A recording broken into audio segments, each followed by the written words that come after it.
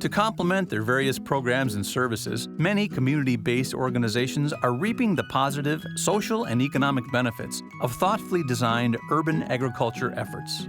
Ethan Neal, Food Systems Manager at Pillsbury United Communities located in Minneapolis, Minnesota, is one national thought leader and champion of leveraging urban farms and gardens to support community connection, health, and well-being. I don't believe that urban farming is going to solve all of our food issues. We live in Minnesota where we can't grow food for 6 months, 5 months of the year.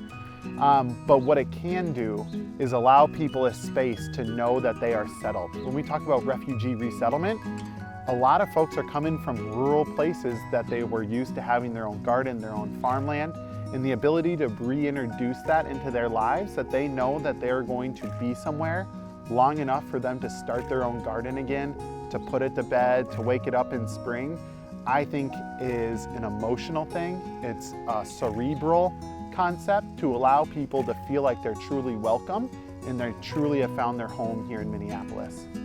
Over the last decade, an increasing number of community-based organizations have pursued urban agriculture strategies, which refer to the practice of cultivating, processing, and distributing food in or around urban areas.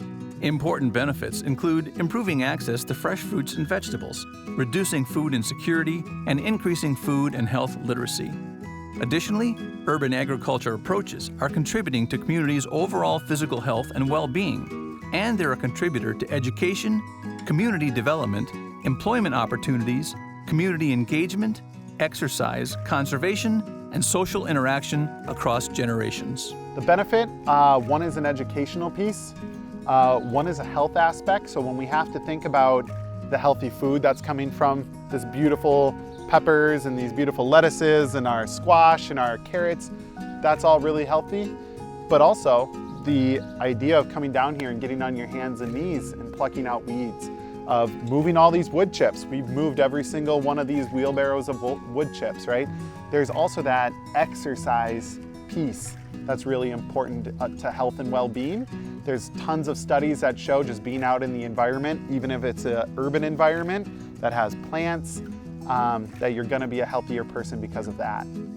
I would say one of the big gaps that we're looking at is access to healthy food, but then also access to the education on what to do with that healthy food. In taking a comprehensive approach to helping residents live healthier lives, Pillsbury has developed a variety of strategies that use the fresh produce from its urban gardens. It operates a community cafe and grocery store, in addition to community-based programs such as the Food Shelf and Produce Days to help community residents conveniently access healthy, fresh food grown in these gardens. So we're feeding about 3,000 families out of the White House Food Shelf on pretty much a monthly basis.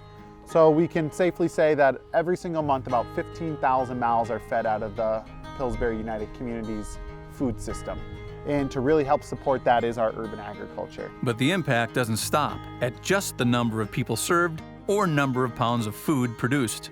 Another aspect of the harvest is bringing people together and creating cohesive communities among very diverse populations. Just in our 12 blocks by 20 blocks, there are over 200 languages spoken, ranging from Ojibwe to Somali to indigenous languages that some of us may have never heard of. So it's really trying to represent all those different cultures and all those different communities. And with culture comes food, and food and culture are always going to have a symbiotic relationship. Culture is passed down through food, and food is passed down through culture. This is a way to really connect different communities together in this richly diverse neighborhood. We can all connect over food. And while urban farms and gardens are a great way to turn vacant lots into productive spaces that help increase neighborhood property values, they are also driving greater wellness benefits, such as improving access to healthy food and fueling healthier habits. We're leveraging education, which can also help leverage policy. We're leveraging that community members care about their health. There's always a misnomer in this false information that we hear in study after study that is poor folks don't care about their health, that they're choosing to eat unhealthy, and this squashes that. They want to work as hard as everyone else. They want the same access to healthy food as everyone else. People are understanding the importance, especially when I talk about the non-economic side. The idea of that refugee resettlement, that idea of just getting people out into nature and to reconnect with their food source. If we want to make changes in the food system, we got to connect people back to the source of where their food came from. It is typically a very happy, healthy place. People get to be outside, get to soak in this wonderful sun, and bring home a harvest. And so really you can just hear people talk about they feel healthier, they get to bring home hyper-local organic produce, and it's just really been a positive experience all around. Gardening is a win-win situation in every way possible. You're working with your hands, you're working with the outdoors, and you get to eat what you produce and participate. And usually at the end of the season here, there are different customs of dinners and ways to celebrate what you did that season there, and you enjoy your time together. And that's a big part of it too. This program makes me feel like I'm home. I feel a lot of confident talking to the other crews. They can keep learning, and if you don't know how to cook and come to the cafeteria, for sure you will learn something. At least cut vegetables. Yep. When asked what other community partners should anticipate from this work, Ethan shared, "It's going to be amazing. It'll be a process. Truly believe that it takes more work than it really does. I think a lot of folks think that urban farming or gardens are just kind of spreading out some seeds and letting Mother Nature take the process, and then you just go and harvest 3 months later. And it's not that, especially in this environment. It's coming in here and constantly weeding. It's showing that you care for the space. So make sure that you're willing to put in the time to really make sure that that garden thrives." While not always a straight path forward, Aramark, the Alliance, and community partners including Pillsbury United Communities have created an easy-to-navigate urban agriculture toolkit to help guide community-based organizations interested in pursuing these efforts.